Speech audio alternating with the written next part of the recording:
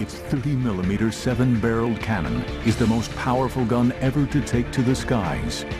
It carries enough weaponry to disable 16 battle tanks. The A-10 is a legend among the soldiers it protects on the ground. So take a flight over the battlefield with the A-10 Tank Buster, now on Modern Marvels.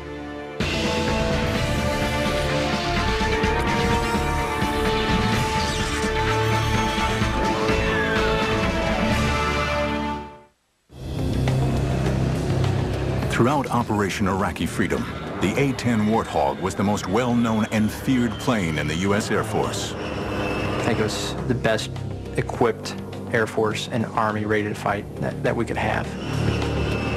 Its ability to work in close support with ground troops, to take out enemy positions and tanks, and to act as a spotter plane made it a linchpin in the victory over Saddam Hussein and his regime. We're kind of like the insurance guy up there, or the 911 force.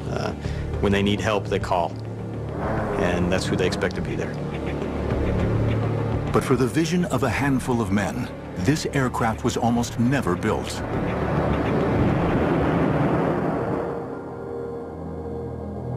In World War I, aircraft were used as a way of supporting the troops on the ground.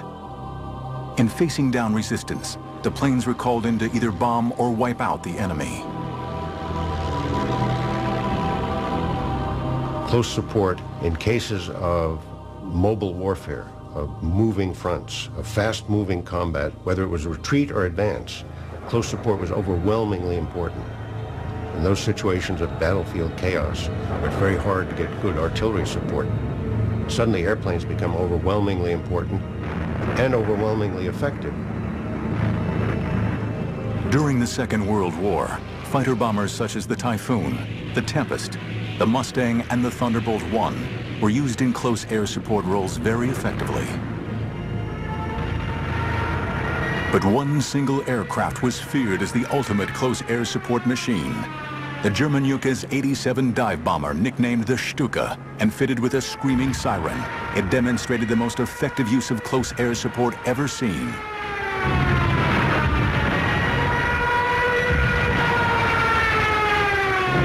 This was a time when the Germans were enormously outnumbered by the Russians, and yet having extraordinary successes against very heavy, huge Russian tank forces.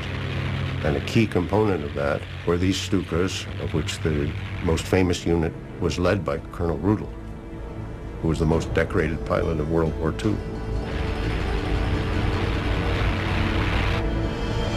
Colonel Hans Ulrich Rudel's unit wreaked havoc on the Russian front, with Rudel himself destroying 511 Russian tanks.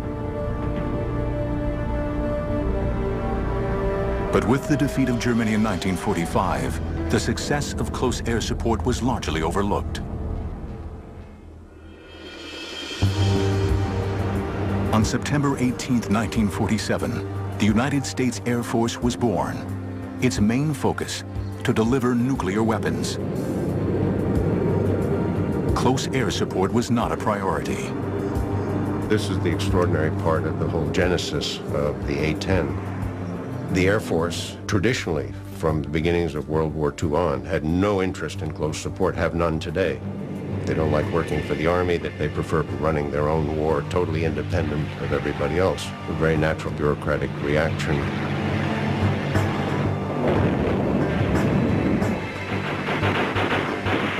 During the Vietnam War, the Air Force had to rely on aircraft such as the A-1 Skyraider to protect its ground forces. But what was clearly needed was an aircraft specifically designed to carry large bomb loads, absorb heavy ground fire, and fly for long periods at low altitude over the battleground. Taking the initiative, a group of highly skilled engineers at the Pentagon came up with the specifications for a close air support aircraft, with the hope that the Air Force would eventually see the light.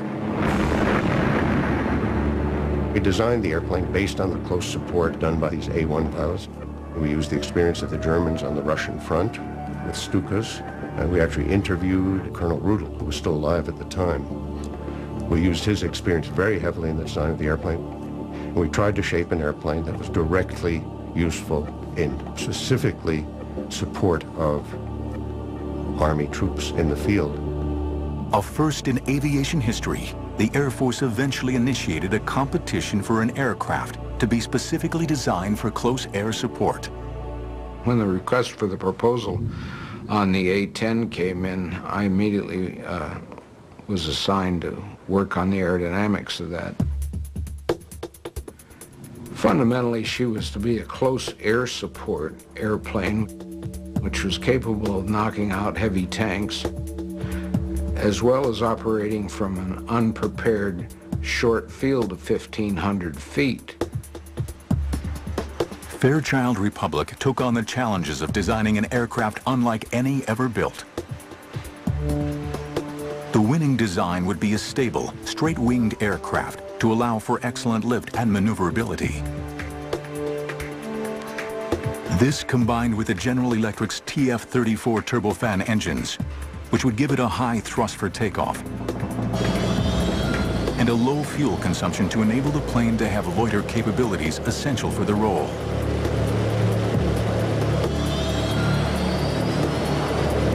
With unbeatable durability and an easy-to-repair maintenance program, these were the ideal engines designed to fly in a hostile battle zone.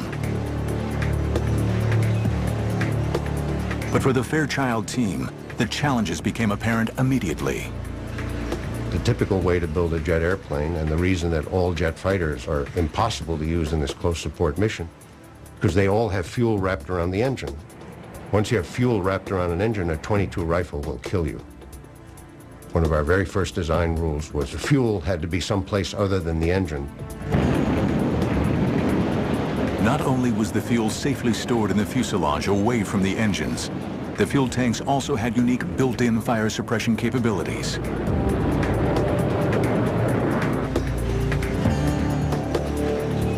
The aircraft's hydraulics could also withstand serious firepower.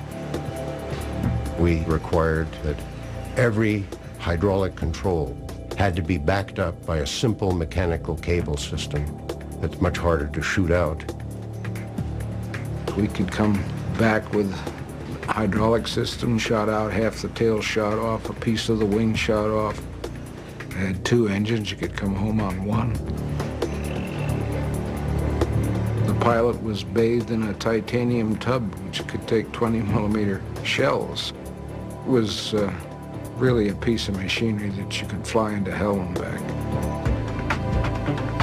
The A-10's survivability was matched with a deadly capacity, a huge 30-millimeter Gatling gun. Developed specifically for the A-10, the GAU-8 A Avenger was capable of firing almost 4,000 rounds a minute, giving the aircraft the ability to blow through tank armor.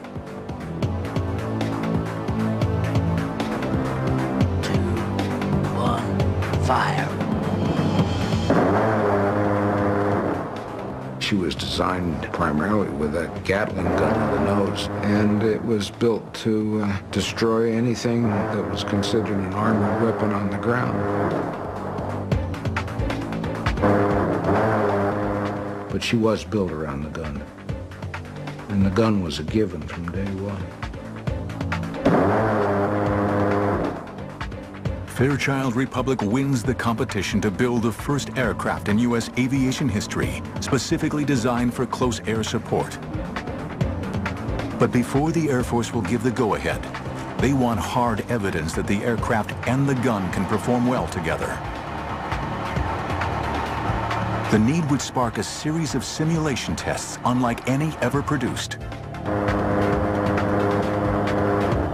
Little did its designers realize, these tests would change the future of aviation history. The A-10 has a false canopy painted on the bottom side of its fuselage. This is done to confuse the pilots of enemy planes during air-to-air combat. Modern marvels will return in a moment. After a heated competition, Fairchild Republic has produced the ultimate piece of machinery to perform the role of close air support. But the Air Force was reluctant to go into production until they have seen for themselves that the aircraft can fulfill its very specific combat role. In a series of amazing tests, the A-10 and its remarkable gun are put through their paces in an effort to create a full-on Cold War battle scenario. We had secretly assembled what we proudly boasted at the time was like the third or fourth largest tank army in the world. Over 300 Soviet tanks from all over the world, off junk heaps and whatever, out in the desert outside Las Vegas. So we ran a program with A-10s, with a gun installed, and with the current ammunition as it was going into production. She had a very strange sound to those engines, very characteristic, and to this day, every time I hear it, I look up, because I know it's my bird. We knew what she'd do, and she didn't disappoint us.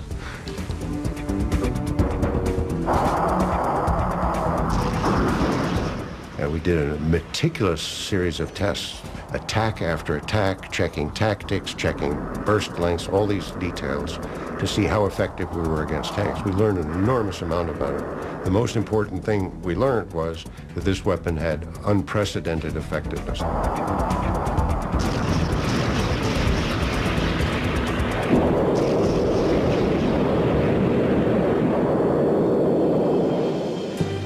During the Cold War, the threat of Soviet tanks advancing on Western Europe was at times a very real possibility. The Air Force finally gives the production of the A-10 the go-ahead. It was now ready to face a specific enemy. With its highly accurate weapons delivery platform, it was the ideal machine to defend against Soviet armored supremacy.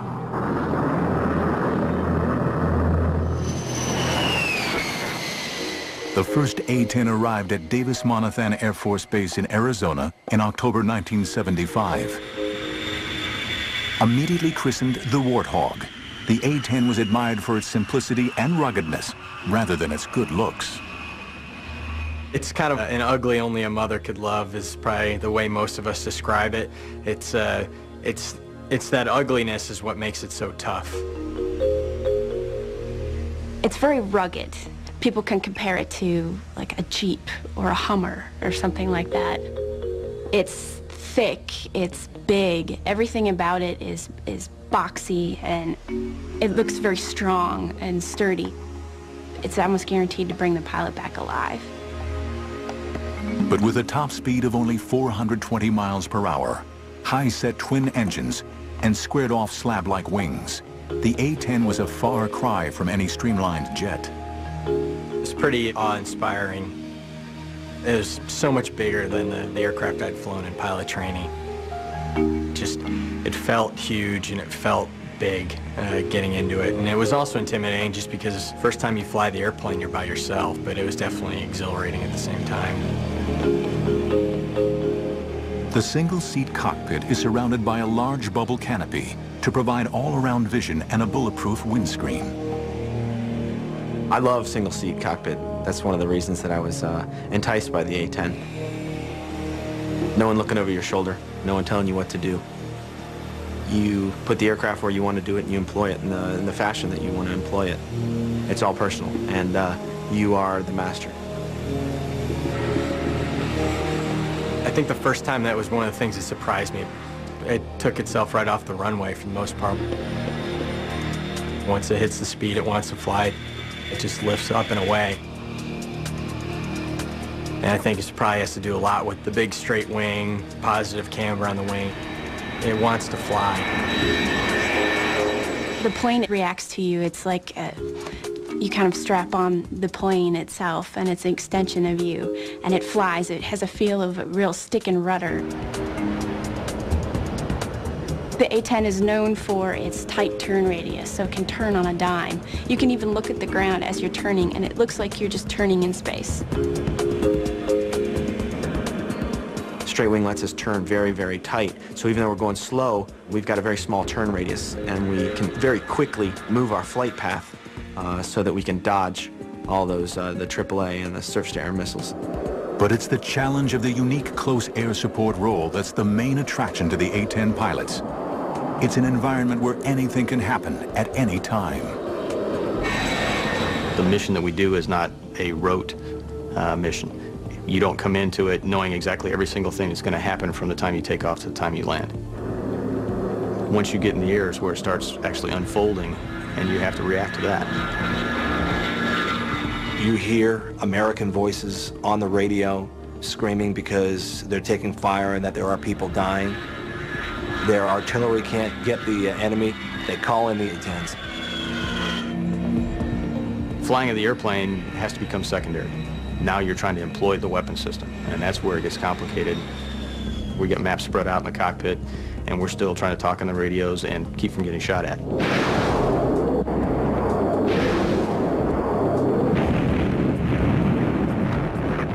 You know, we consider ourselves the last gunfighter that's really out there, because when you go into battle and it's a close-in cast fight, the #1 weapon of choice of an A-10 pilot is going to be their gun. The weapons delivery system incorporates a heads-up display, or HUD, that provides the pilot with the references for flight control and weapons employment. It's incredibly accurate for a gun system, and probably one of the most flexible weapon systems in the world. It's just point and shoot, just like you'd imagine a revolver in your hand. You point it where you want to shoot it, you pull the trigger, and that's where the bullets are going to go.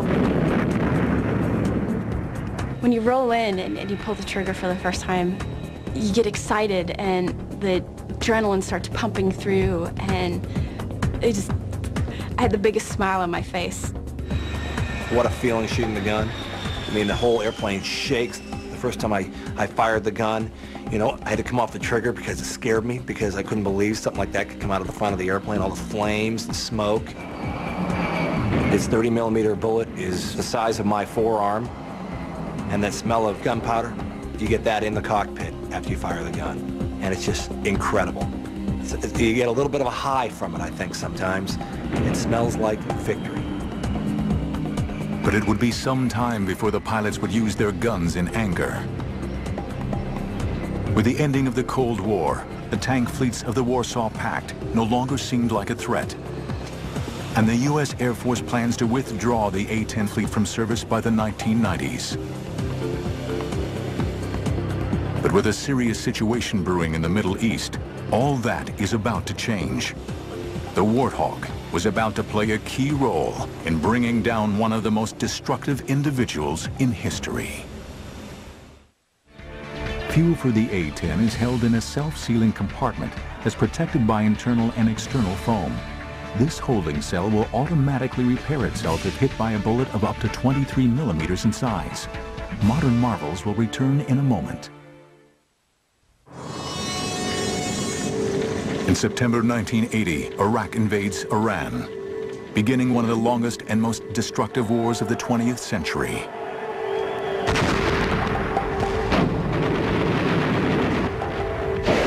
After 8 years, the basic issues dividing the countries remain unresolved. In an effort to contain the Ayatollah Khomeini and the spread of Islamic fundamentalism, the West backed Iraq. Saddam Hussein, the Iraqi dictator, built a formidable war machine, bolstered by the Soviets and the West, becoming the 4th largest army in the world, with over 4,000 tanks.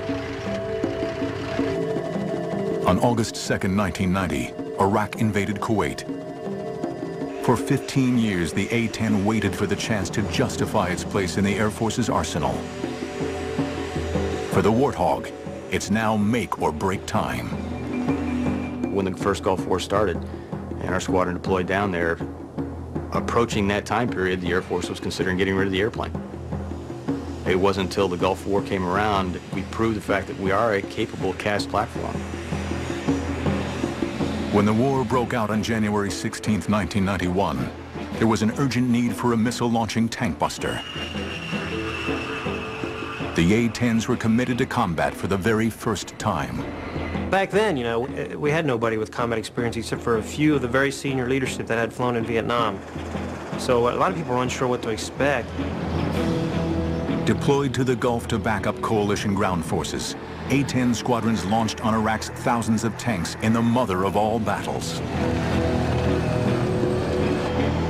First day, I'll never forget that feeling. It was like, wow, this is the big game. You know, you're real pumped up, adrenaline's flowing. You know, let's go.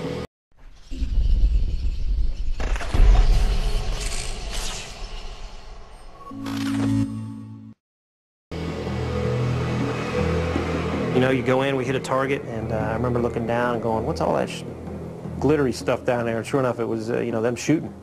Oh, whoa, they're shooting at us. And that's when it kind of hit you know, this isn't just training anymore. The way that I saw the Iraqis working is, if they knew we were going to hit something, they moved it. And they played lots of shell games. And it's kind of like, you know, where are they hiding it now?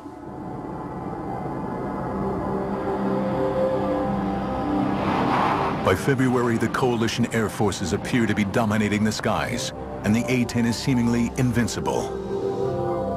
And we're feeling pretty confident. You know, if you survive your first 10 combat missions, your chances of surviving the war go up significantly. Major Rob Sweet was on his 30th mission for Desert Storm. On February 15th, he was the wingman in a 2-ship mission launched deep into Iraqi airspace. It was a little far into Bad Guy Land for an A-10. It was about 100 miles past the border where good guys were. And my flight lead, who was obviously a lot more experienced and wiser than I was a little concerned about the mission. With the Iraqis' ammunition running low, Saddam's forces were being more selective about their targets and sought to maintain a higher strike rate.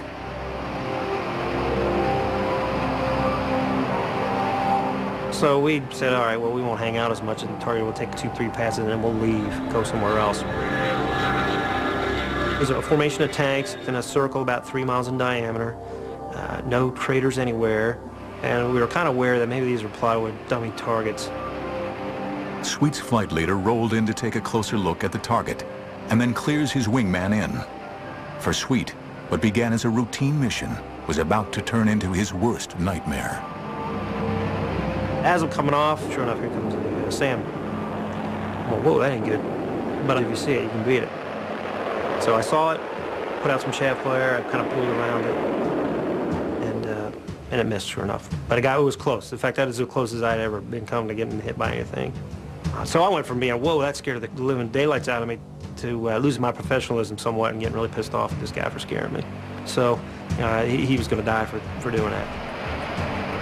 As I was rolling in, you know, I felt a loud bang in the airplane, and I went, ooh, that isn't good. And I looked back, and I didn't like what I saw. Most of my right wing was gone. It was on fire. Thinking to myself, okay, bad hit, but there's still some wing on there, and I should be able to fly it out of there, and the A-10's pretty rugged. The Iraqi missile, which would have destroyed most other fighters, seriously cripples the A-10.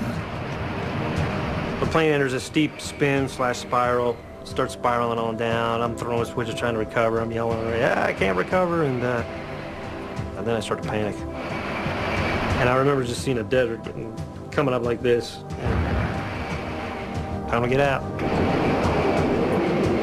The Aces II ejection seat is a fully automatic catapult rocket system. Once ejected, the parachute automatically deploys. I'm coming down on my parachute, and I see my A-10 hit the ground. And that was kind of disturbing.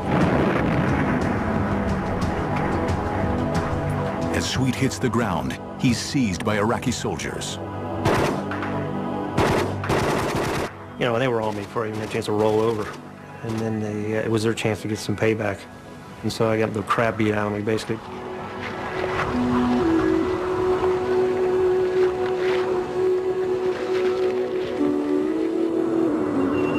He's taken away to a command bunker and interrogated. I thought I was going to get shot at any moment, you know. It took me about 3 days to figure out, hey, they weren't going to just arbitrarily execute me. It was worth something to them, propaganda or intelligence or something. In March, Major Rob Sweet is eventually released as part of the prisoner release program. This is when I found out what happened to my flight lead. After I had been shot down, my flight lead had been shot down. And it turns out he never got out. Lucky to be alive, he spent 4 months recovering from his ordeal. If I would have been flying any other fighter when I was hit by the SAM, and it was a bad hit, I'd be dead right now. But despite this, the aircraft proves more versatile and better able to survive over enemy territory than anyone expects.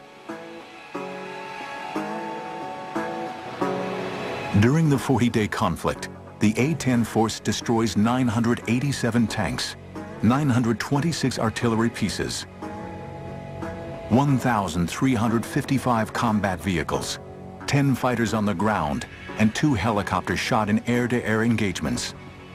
The A-10 earned a new nickname, the Tank Buster.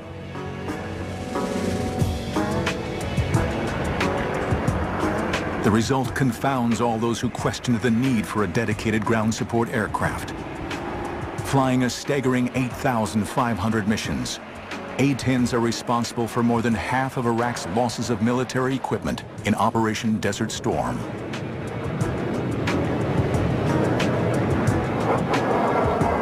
Tragically, this remarkable record is marred by a number of incidents in which coalition forces are mistakenly attacked by A-10s. Now, there was an incident yesterday in which an American A-10 inadvertently fired on 2 of our infantry fighting vehicles. The aircraft was one of several which had been called in to deal with an enemy position, and the incident itself is, of course, under investigation. 9 British soldiers were killed. The Air Force was adamant that it could eliminate attacks from friendly fire. What nobody knows is that the next challenge for the A-10 will be in an entirely new and forbidding battlefield, Afghanistan. 721 A-10 aircraft were built since 1975.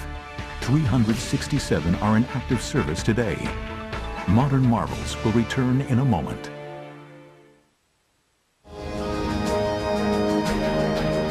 The A-10 proved itself a success in Desert Storm.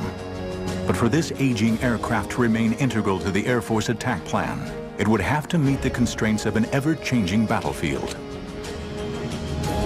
The A-10 got quite a few upgrades.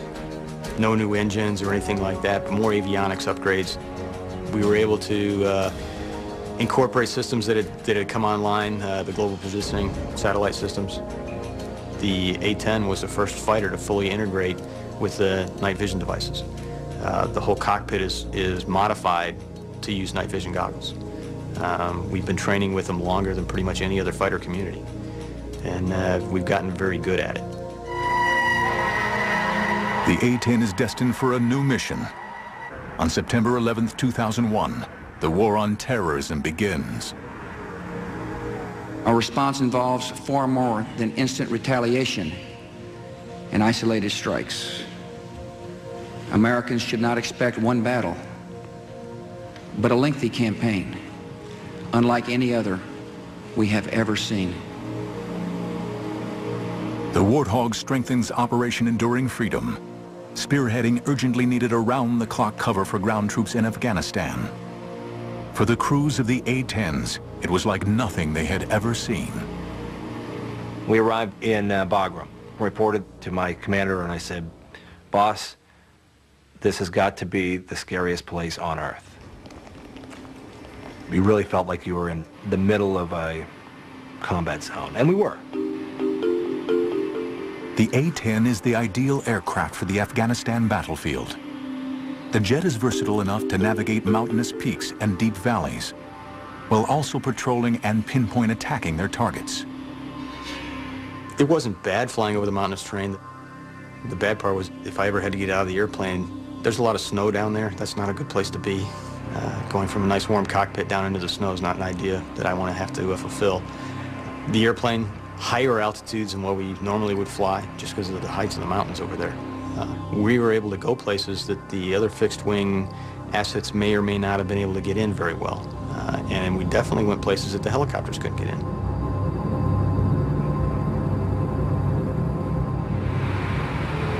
Around the clock, The Warthogs support regular and special forces soldiers while combing the mountains of Afghanistan for enemy rocket launch sites and mortar posts. As its pilots soon realized, every mission would test their training and their wills to the limit. We showed up just past dark and got a brief, was handed a set of maps, and was told, hey, there's a lot of ground guys who are in trouble. Go out there and do what you do. Didn't have a whole lot of situational awareness on what was going on the ground, so, and when we checked in, the radios were just going crazy with guys calling for close air support. Your pulse rate goes up. The intensity of what you're thinking about goes up. You know, the adrenaline rush, it's a good feeling though. And what's nice is you turn your airplane towards the fight and your training takes over. So first thing we're looking for is what's the overall situation on the ground, and get a big picture view, and then move into the area. And once we get into the area, have a pretty good idea of where everybody should be. Now we'll move from the big picture to the much smaller concentrated area. And one of the first things I'm going to try to do is look down and try to find where the friendly position is. And if I can't identify him exactly, I want to at least narrow down something that I can use as a line in the sand and say, okay, we can't drop past here because that's where our guys are. On entering the battle zone, one of the A-10 pilot's main responsibilities is to avoid friendly fire incidents at all costs. What we mainly have to help us avoid fratricide is our radios and our eyes. Very low tech, but I think that's what makes us more efficient. Yes, we have a global positioning system that helps us figure out where we are. And we have night vision goggles that find out what's down there. But when it comes time to find out where the target is, yeah, we got to use old-fashioned Mark I eyeballs and our hands to think about where that is, because without that, we couldn't do our mission. We went in there, and the night vision goggles were really hard to use because the sun had set, but it wasn't low enough where we were getting a lot of brightness coming from the west. So it was really difficult to use the NVGs. There was no moon illumination, and we're in this very harsh terrain that I've never seen before. A team of observers down on the battlefield work with each pilot to guide the aircraft to its target. The Terminal Attack Controller, or ETAC, works for the Army and is responsible for ensuring that the A-10 pilot identifies and attacks the correct target while minimizing the risk to friendly ground forces. We pass them a situational update, an area update on what's going on in the battlefield. Let them know where the friendly troops are, what the situation is of the enemy, and they kind of give them a heads up of what the threats are in the area. We'll pass them all that information. They'll copy it down. They work their little magic in the cockpit. The A-10 is linked to the ground commanders by an Army radio network, which distributes data throughout the battlefield. He said, hey, here's where we are, and I need you to put some ordnance down 700 meters from us, which, that was eye-opening. And so we took that distance and rolled in and put a couple of 500-pound bombs down, and it immediately quieted the target area. It's kind of like a large dragon breathing fire. That's what I could see, it sounds really loud. Like a dinosaur, really, raining lead from the sky. Like guardian angels, A-10s continue to fly over Afghanistan, protecting their friends on the ground until the war against terrorism ends. But an old enemy was waiting in the wings. States like these and their terrorist allies constitute an axis of evil, arming to threaten the peace of the world. The need for the A-10 would reach its climax in March 2003. Saddam Hussein's horrific regime is reaching fever pitch. This time, it would take an army with the A-10 on the front lines to bring him down. An A-10 fighter is still capable of flying with 10 feet of its wing missing and half of its tail gone. Modern marvels will return in a moment.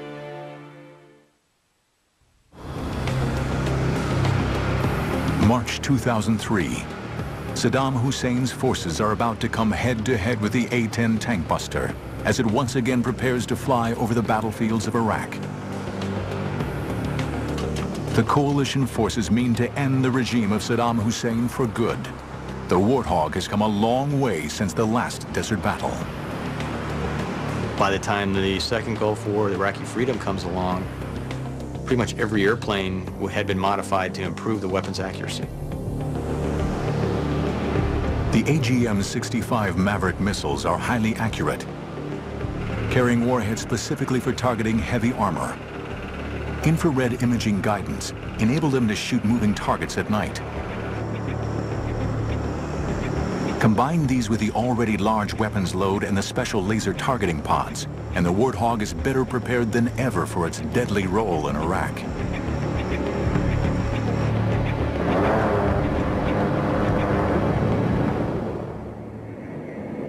Flying from the seized Talil Air Base in southern Iraq, A-10s fly numerous missions as coalition forces launch one of the greatest military assaults since World War II. The assault of Baghdad. For the A-10 crews, it would be the challenge of a lifetime. We were flying up towards Baghdad. We were excited to go up there, but the hair on the back of our necks was standing up and your heart was beating really fast. I actually said a lot more prayers stepping into the cockpit that day. There's all those different emotions running through your mind, and you're saying, please, let me do what I'm trying to do and do the right thing.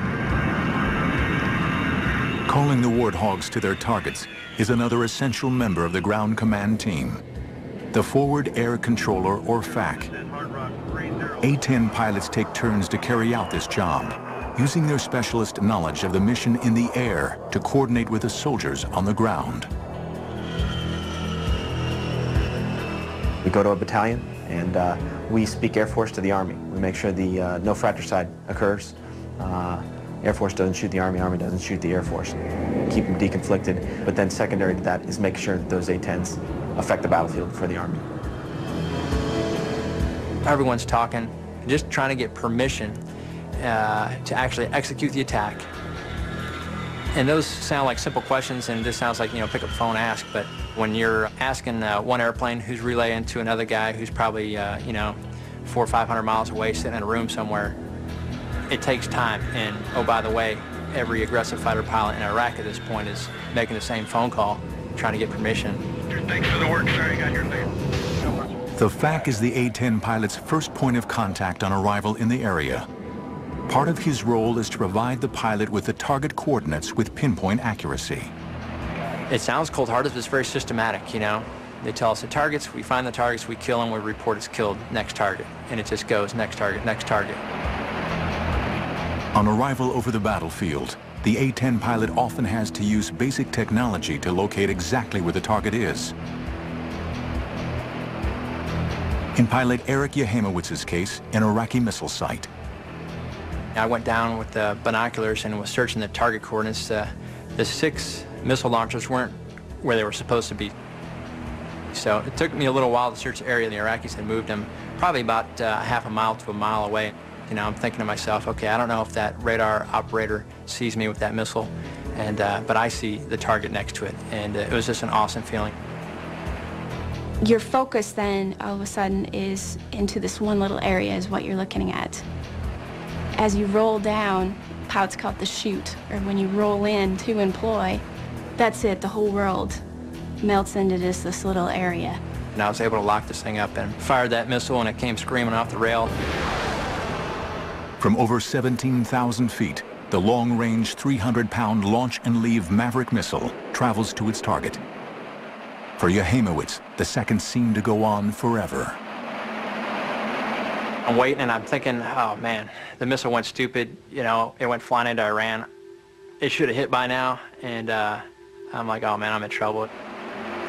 It just felt like an eternity. It is surreal. You're so far up, it's hard to hear anything on the ground. You're so used to hearing the jet. It's like the white noise of having a fan in the background. But then all of a sudden, boom, just a massive explosion, and it is total elation. Now I know I got him. You pull off, get a little more altitude, and then turn back and take a look. And it's a little fire show for you. It's just so professional, it's unbelievable. There's not a lot of hooting and hollering, and you know, it's not like Top Gun, people screaming, yeehaw. I mean, it's war, and people are dying, and everyone knows it. You know, we're sitting on the edge of our seats, concentrating that we don't get shot down for once, and then that we don't hurt the wrong people. Going in there, I said I have two objectives. One, zero fratricide. Two, affect the battlefield. And they were in that order. My #1 goal was to prevent fratricide. Knowing where the friendly forces are is paramount if the A-10s are to protect them. And losing sight of troops on the ground can lead to mistakes or deadly friendly fire. As a fighter pilot, that's our first job, to find out, is there anyone out here that we don't know about? You know, it comes down to a fight with friendlies nearby. Weapons release is going to be authorized by the guy on the ground. So you have to have that warm fuzzy, that you've got the complete picture, that you know these are friendly troops, those are enemy troops. But even with all the advantages of modern technology, relying on this alone can seriously jeopardize the troops on the ground. Yes, there are technological ways. There are also old school ways, giving a good talk on, making sure you're confirming with that aircraft that he really does see the friendlies. There's 1,000 ways to make sure that he's looking at the right thing and you all are on the same page of music. And I used every single one of them, because I'd rather drop 0 bombs and have 0 fratricide than drop 1,000 bombs and have 1 be on a friendly position.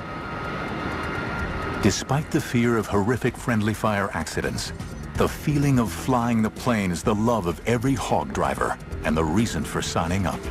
It's no race car, you know, it's not the Porsche, you know, it's not even a pickup truck.